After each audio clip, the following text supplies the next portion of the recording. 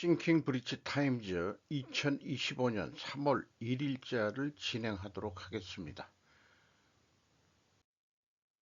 오늘의 편집 내용입니다. 미, 중국, 미와 미 동맹국과 경제 단절된 GDP 최대 51% 타격, 복원 불능, 중국 해군 급성장 대응, 동맹국 조선업 협력 필요, 문재인 중국 우리에게 대단히 중요한 나라 현중정서 증폭시켜선 안 돼. 제가 물음표를 좀 붙였습니다.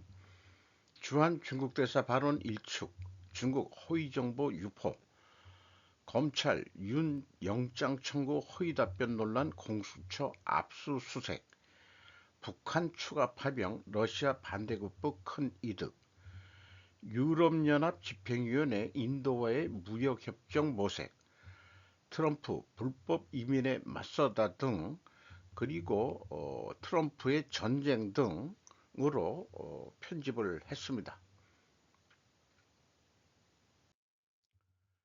중국, 미국과 미 동맹국과 경제 단절된 GDP 최대 51% 타격, 복원 불능, 조선일보 2월 28일자 보도 내용입니다.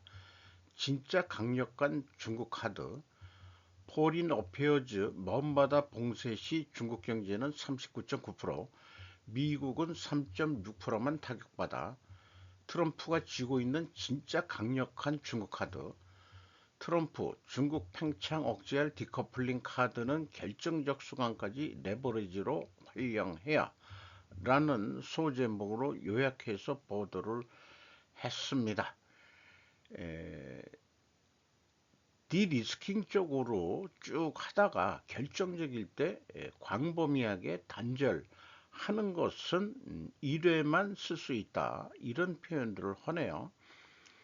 그리고 이런 그 위성 사진을 봤을 때 이것이 2012년에 촬영된 거지만은 그 중국이 발표하는 만큼 그렇게 GDP가 맞는 얘기냐, 이런 것들에 좀 의심이 간다.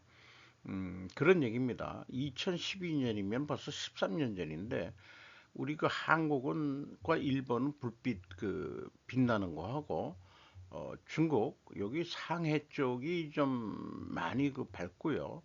뭐 이렇게 되는데 이거 가지고 중국 경제가 세계 경제 2위냐 하는 의문점이 들어간다는 거죠.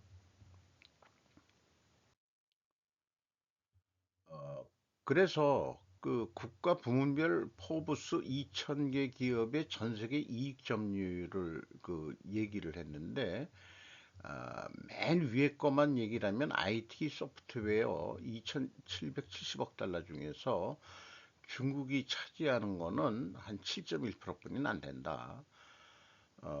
그리고 좀 넓게 보이는 게 그 상품 서비스 생산 위한 장비 산업이 좀 높게 그 이익이 좀 높은 거로 되어 있고요. 은행이 그 저기 높은 거로 되어 있습니다. 그래서 중국에서는 상황 불가능 투자도 GDP 성장으로 둔갑한다. 그 다음에 막강한 중국 제조업 의문표를 던지면서 아이폰 14의 중국 부품 가치는 4%밖에 안 된다. 광범위한 경제 단절 시 중국 GDP의 15 내지 51%까지 영향받고 복원 힘들 것이다. 동맹국들은 미국보다 디커플링 부담 더 커. 미국 나토 군사훈련처럼 중국과의 경제전쟁 준비해야, 이런 식으로 이 소개를 했습니다.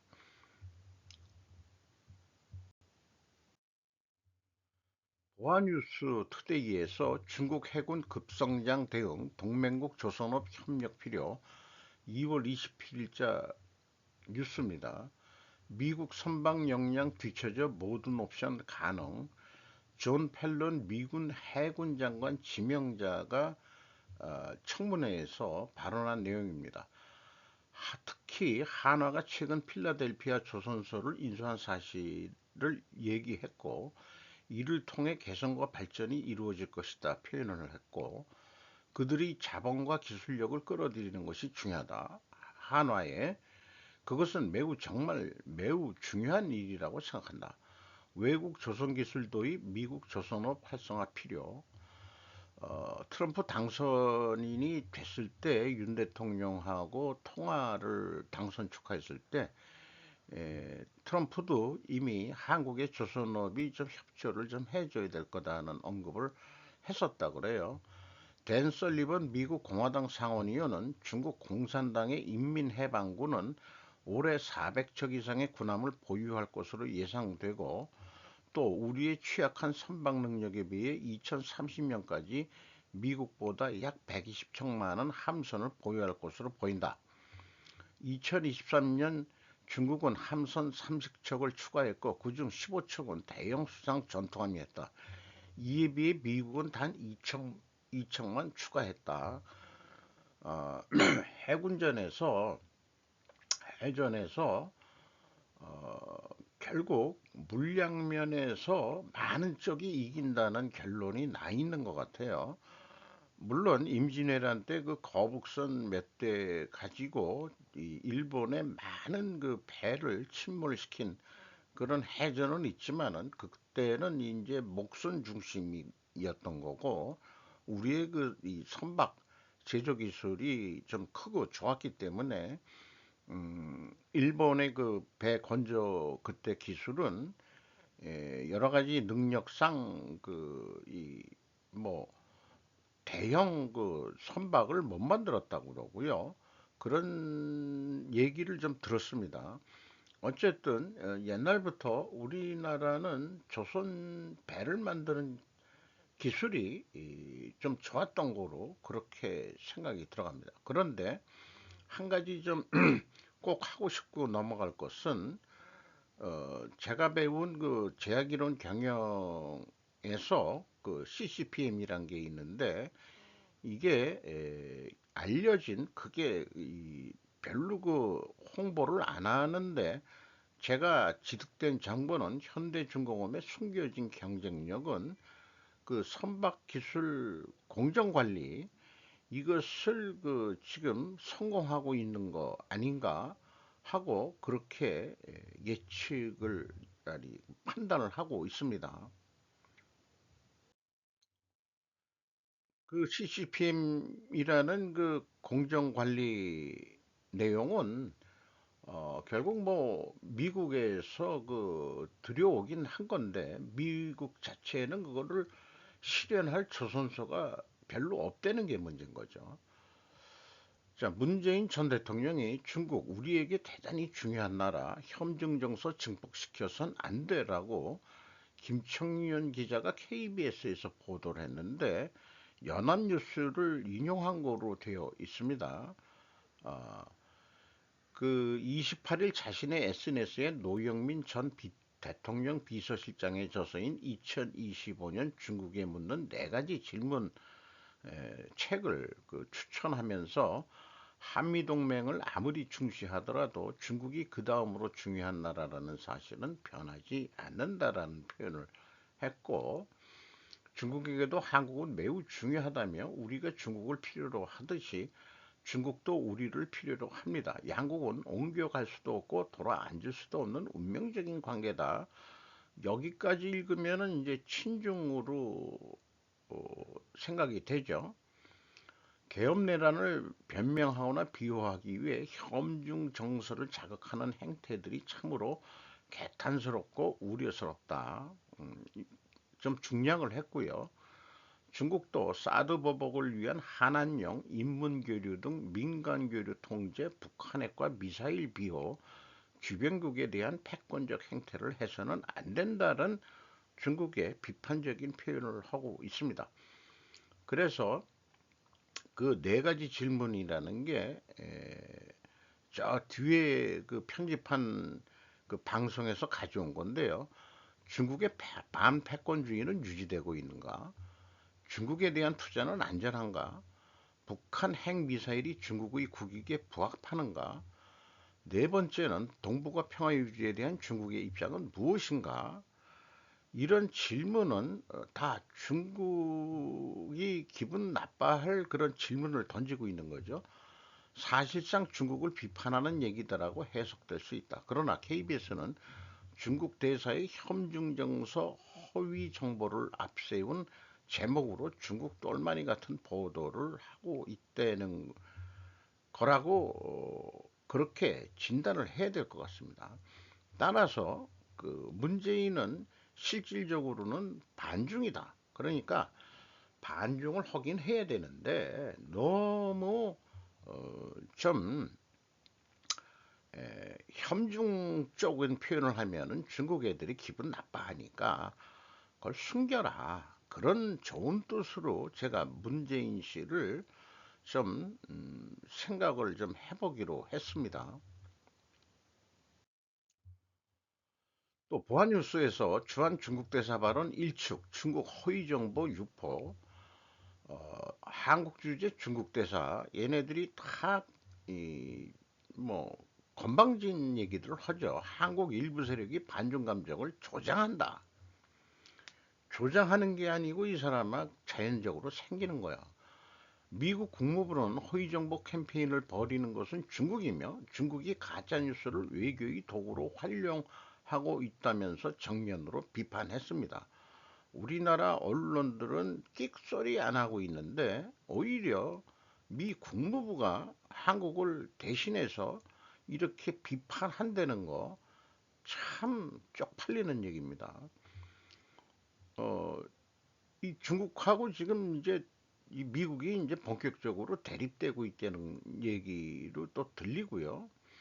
그리고 루비오 장관은 중국을 대응하기 위해서 한국과 일본은 매우 중요하다. 이렇게 다시 한번 입장을 재확인했고, 그리고 이 중국 공산당이 전 세계에서 방대한 정보 조작 캠페인을 전개하고 있다는 것은 잘 알려진 사실이다.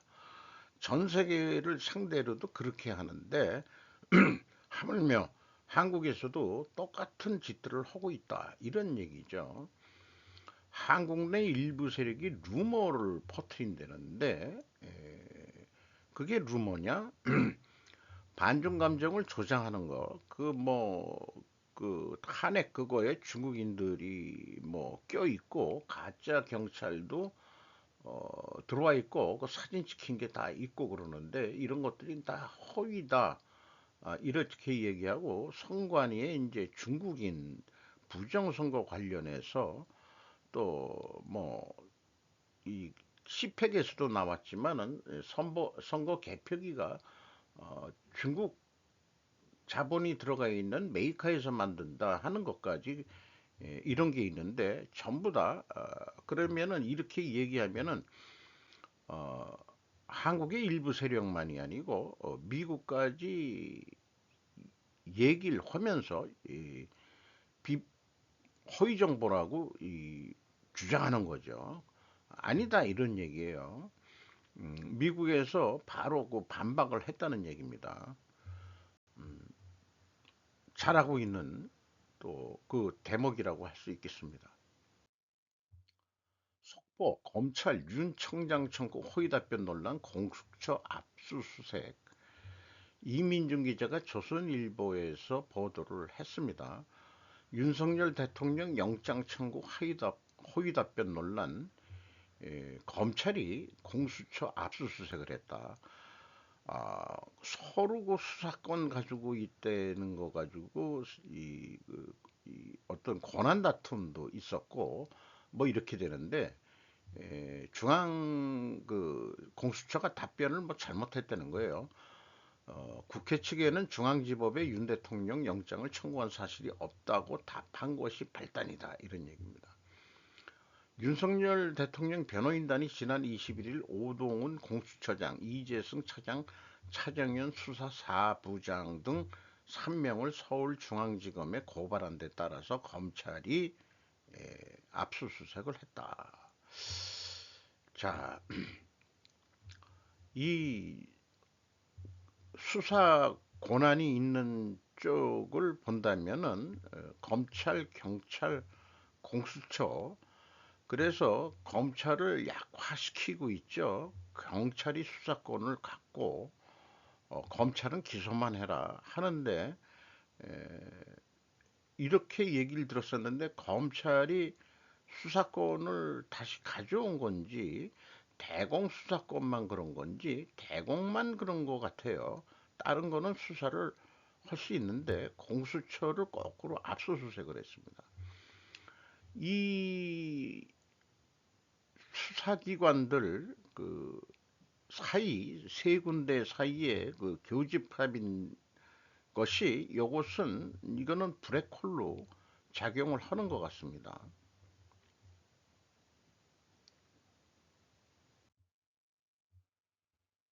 북한 추가 파병, 러시아 반대급부 큰 이득, 이것도 보아 뉴스에서 나온 얘기입니다. 북한 리희용 비서 박노, 푸틴 예고 없이 만났다. 어, 전 대통령이죠.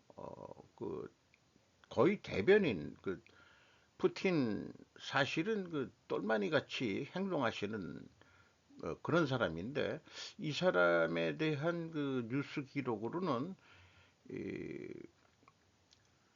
그거 무슨 라면이죠? 우리나라에 도시락 라면 그렇게 좋아하고 초코파이를 그렇게 좋아한다고.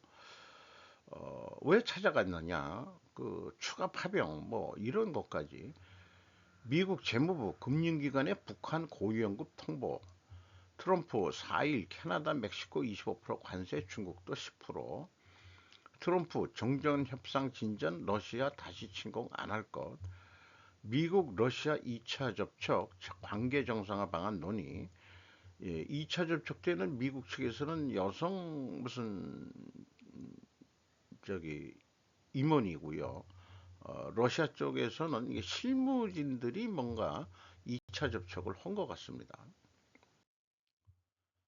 유럽연합 집행위원회 인도와의 무역협정 모색, 독일 국영방송입니다.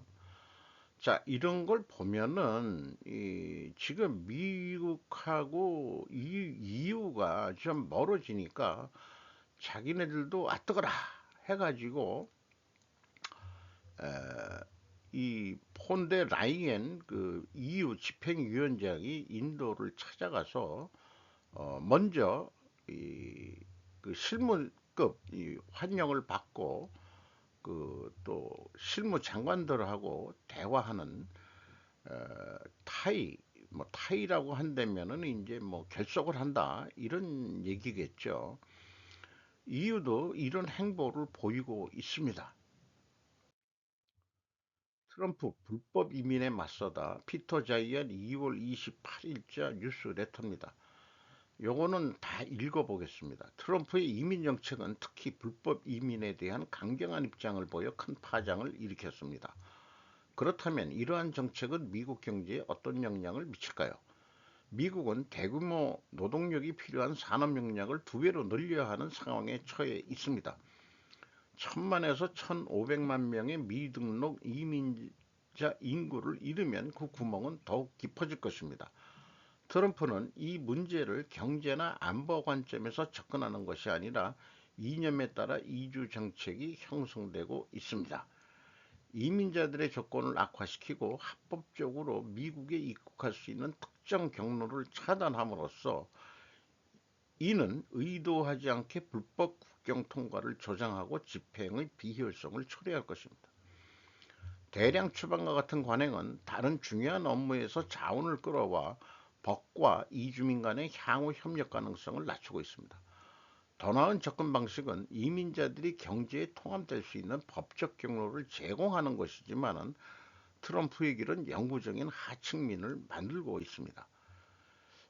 미국 재정을 위해 미국 시민권을 500만 달러 골드카드로 팔겠다는 트럼프가 불법 이민자들은 지속적으로 추방할 것 같습니다. 그러니까 트럼프의 길은 영구적인 하층민을 만들고 있다. 이런 거하고 연결이 되는 그런 대목이 되겠네요.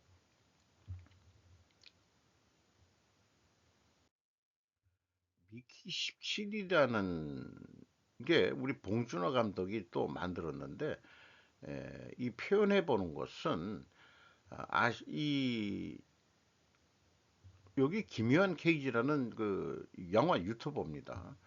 아시다시피 헐리우드는 반 트럼프 정서가 강하다는 그런 의미에서의 디스토피아적인 영화를 그렸대는데, 이것을 그 편집한 뭐 마음은 이런 거죠. 그 노동계급인 익스펜더블이 반자본주의, 반권위주의인 정서를 갖고 어, 부조리한 계급사회와 아둔한 독재를 전복시키는, 그러니까 이념적으로는 그 커뮤니스트, 마오주의, 이런 거에 그 영화 아니냐 이런 쪽의 입장에서 뭐 영화가 재미있든 어쨌든 자관 여기에서의 그 또 그 독재자는 좀 멍청이로 나오는 거로 돼 있는데, 마치 트럼프를 그 멍청한 독재자로 비유하는 듯한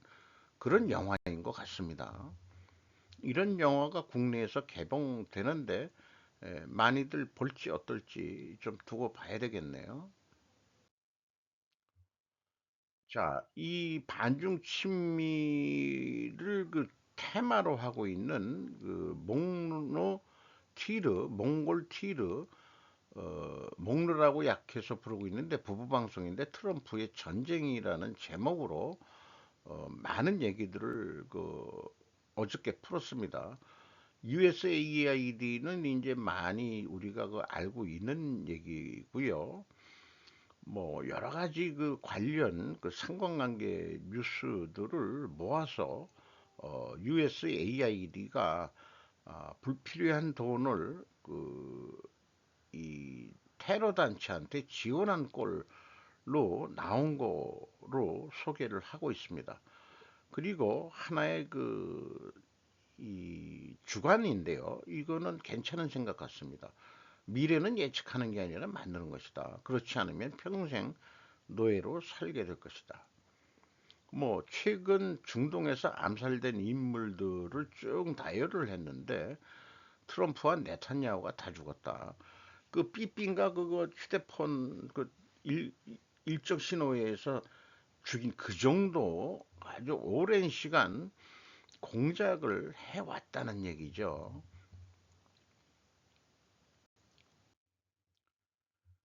준비 많이 한 트럼프 2.0 와신 상담, 미러 1차 회담이 왜 사우디에서 열렸는가? 삼국이 국제 유가에 영향력을 미친다. 분명히 트럼프는 사우디에게 가자 난민을 받으라고 요구할 것입니다. 사우디 네옴시티에 노동력이 필요하죠.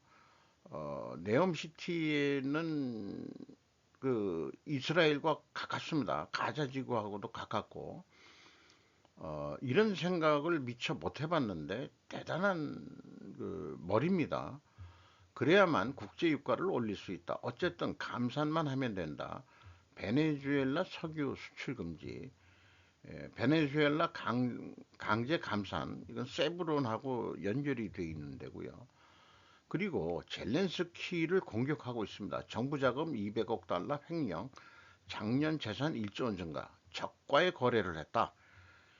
키예프에서 만연한 부패와 미군이 우크라이나 국경에 직결하는 가운데 바이든 행정부는 갈등의 끝판왕을 맞이하고 있습니까? 라는 그런 뉴스를 인용을 해 있고요. 우크라이나군을 운영하는 데 필요한 디젤 연료 구매비를 미국이 지원해 받았는데 예산 책정은 국제 유가에 맞춰서 지급되었는데 우크라이나 정부는 러시아에서 값싸게 구매하여 약 4억 달러를 마진을 챙겼다. 자, 지금 전쟁하는 나라에서 석유를 구매한다? 이적 행위 아니에요?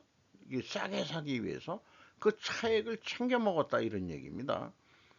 그러면은 이 젤렌스키는 매국노죠. 우크라이나에 지원한 10억 달러 무기 어디로? 미 행방 추적 실패. 전쟁 와중에 우크라 국방부 관료 포탄 살돈도 수백억 원 횡령 이런 뉴스 나왔었어요. 트럼프 우크라 지원금 되찾기 위해. 그러니까 베트남하고 비교를 했는데 베트남이 망한 이유는 그렇게 미국이 지원하는데도 안 돼. 다 부정부패 때문에 망한 거다. 그러니까 우크라이나는 망하게 되어 있다. 이런데 호응을 하게 됩니다. 그래서 트럼프가 우크라 지원금 되찾기를 원한다. 자, 광물 협정을 맺으면서도 안전보장은 약속을 안 한다는 얘기는 니들이 지금 썩어빠진 놈들 아니냐. 이런 얘기로 들립니다. 뉴욕타임즈도 천연자원 기반 시설 수입 절반 미국에 넘기는 내용이다. 그러면은 28일이죠. 젤렌스키가 미국까지 가서 그 광물 협정을 하는데 광물이라는 게 아니고 전반적인 경제 협정 이 이름으로 됐습니다. 그러니까 뭔가 이게 약점이 잡혀 있으니까 젤렌스키가 협정에 서명 안 할 수가 없었던 것 같아요. 여기까지는 진짜 생각을 못 해봤는데 대단한 이 말하자면은 파악력인 것 같습니다. 또 러시아가 미국에 자기네가 그 우크라 그 동부 점령 지역에도 히토류가 많이 나올 것 같은데 개지고 가. 아니 공짜는 아니겠지만 그 대신 그 점령지 우리는 거기 휴전선 그거 국경으로 다시 해야 되는 거고.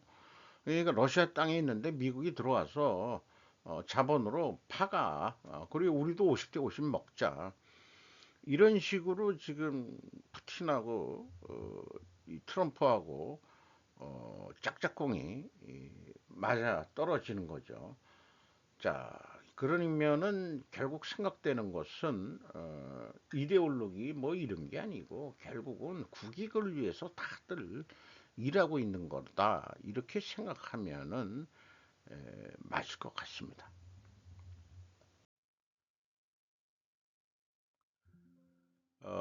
푸틴은 러시아 짜르가 되기를 바랄 뿐이다.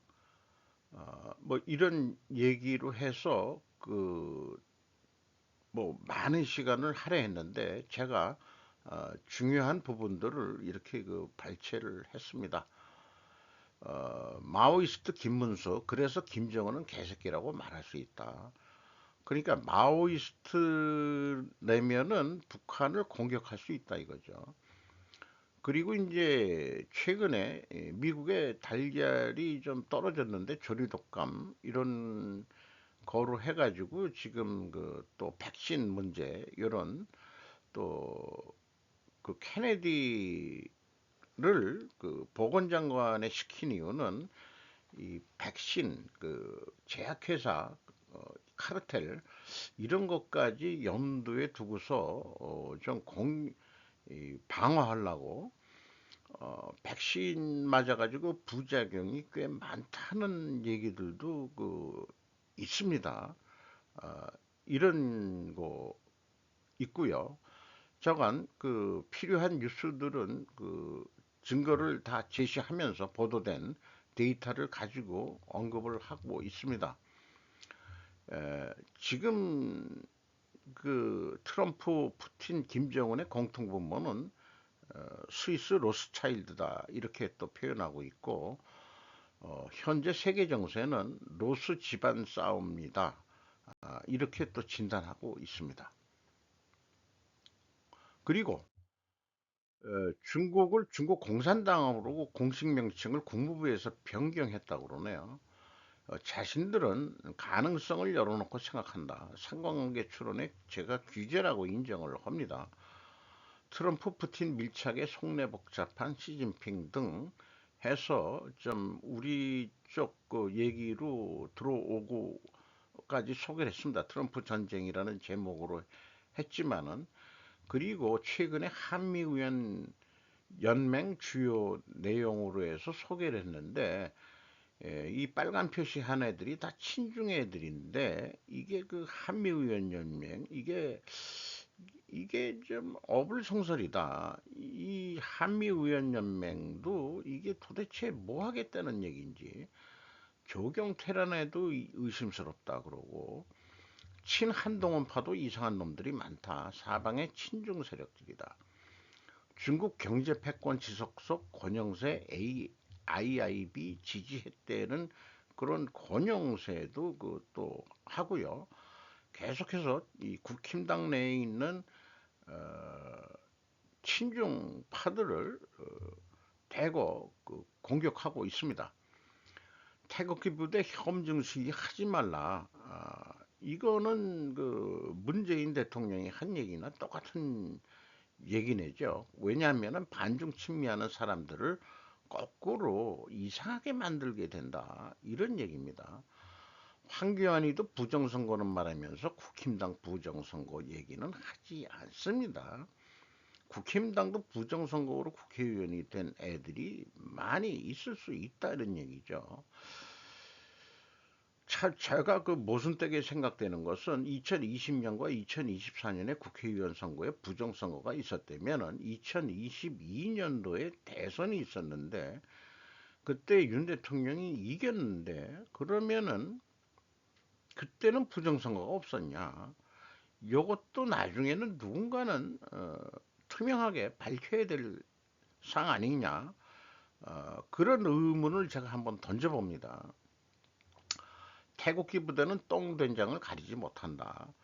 이 태극기 부대에 나오는 분들이 대부분 저같이 그 노땅 꼰대들이 나가는데 생각 없이 그냥 무조건 막 그 이리 휘둘리고 저리 휘둘리고 하는 꼴들을 보면은 우리 그 꼰대들한테만 얘기하는 건지 어떤지 모르겠지만은 한심스럽다 하는 식으로 계속 그 까는 게 제가 듣기에는 개인적으로는 기분 나빠요. 개인적으로는 기분 나쁜데 그래서 왜 그럴까 그 원인을 자기도 생각을 해봤는데 그 노인네들이 누군가 돈을 뒤에서 용돈을 집어주니까 태극기 부대에 나오는 물론 아닌 사람도 있지만 전제 조건은 그러면은 돈 안 받고 나왔다 그러면은 왜 나왔냐 그러면은 그 이 진행자는 김정민 박사는 무지한 거 아니냐 무지한 거 이 돌아가는 걸 왜 인식을 못하냐 이런 얘기죠. 김정은은 반중이다. 그리고 국힘당 지도층이 현재 다 친중이다. 다 코인하는 놈들이고 코인을 한다는 얘기는 중국의 정치 자금을 코인으로 받아 처먹고 있을 거다. 그거는 추정이겠죠. 증거를 좀 봐야 될 텐데 2002년에 중국과 거래하는 정치인 있으면 다 놔버려 그래봐라. 그래서 현재 최상목 권한대행이 잘 하고 있다 이런 얘기도 하고 있습니다. 한동훈 씨가 다시 좀 움직이고 있다는 얘기. 에, 일제히 사전투표 폐지권에던 친한계 한동훈의 의중 실렸나 이렇게 이제 표현들을 하고 있고요. 부정선거 대안으로 제시 한 대표 복귀 앞두고 예열 나선 듯 국힘 한동훈만 배제시키려고 한다. 윤석열 우파 아니다. 한동훈 4년 중임제 이원 의원제 제가 그 상하원 얘기를 하고 그 지방자치 우리나라 없애야 된다고 그랬는데 이런 뜻은 저하고 생각이 같네요. 그리고 만약에 자기가 만일이라는 전제조건을 하에서 자기가 차기 대통령이 된다면 개헌하고 3년 뒤 물러난다. 이런 얘기인데 중앙일보에서 그 보도한 내용입니다.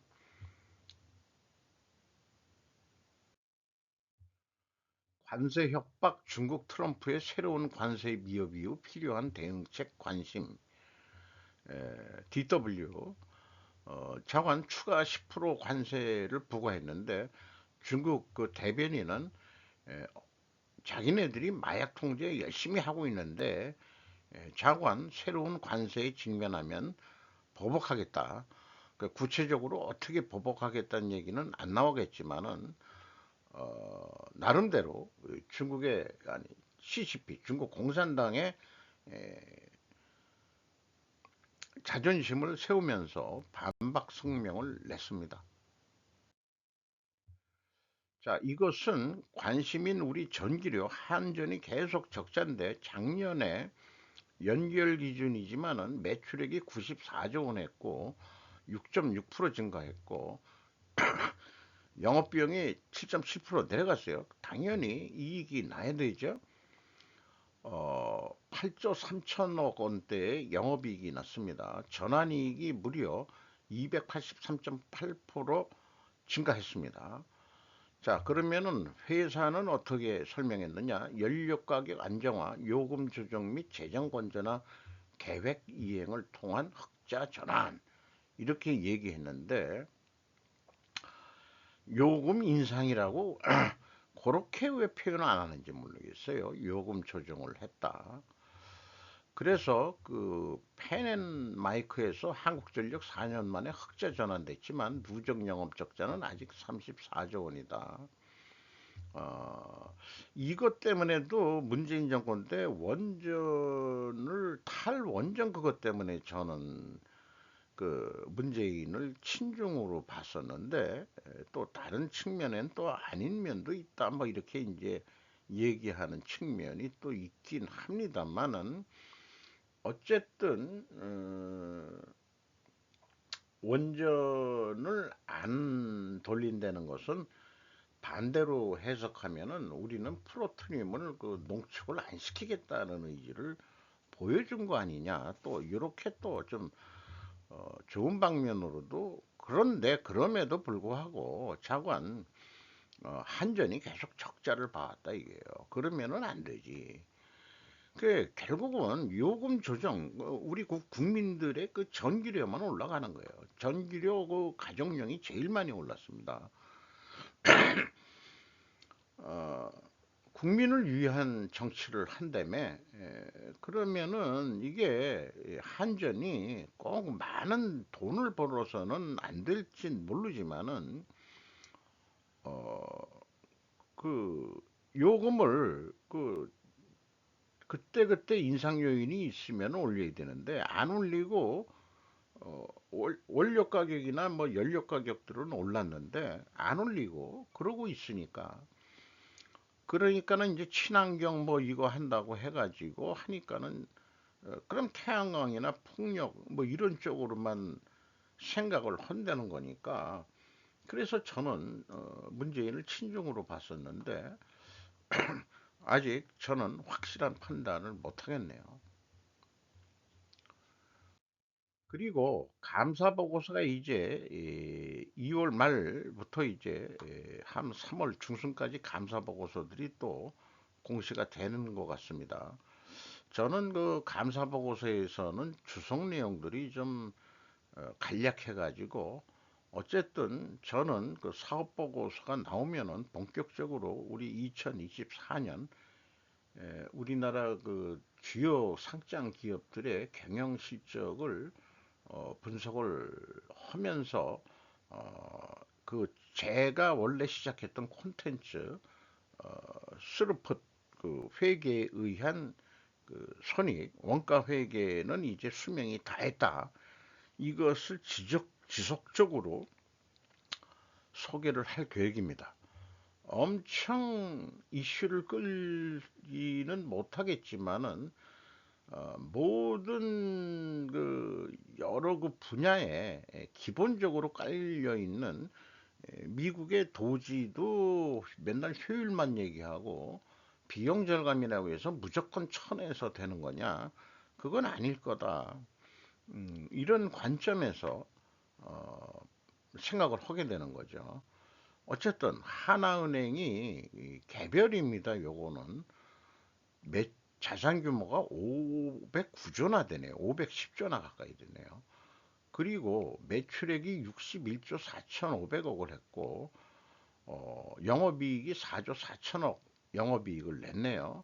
그러나 2023년에 비해서는 영업이익률이 1.6% 떨어졌습니다. 송원산업이라는 데가 또 눈에 띄어가지고 봤는데 매출도 늘고 아니 이거는 자산도 늘고 매출액도 13.3% 증가했고 영업비용이 적게 증가했으니까 영업이익이 179.1%가 증가했습니다. 감사보고서는 그 회계법인을 소개하고 있습니다.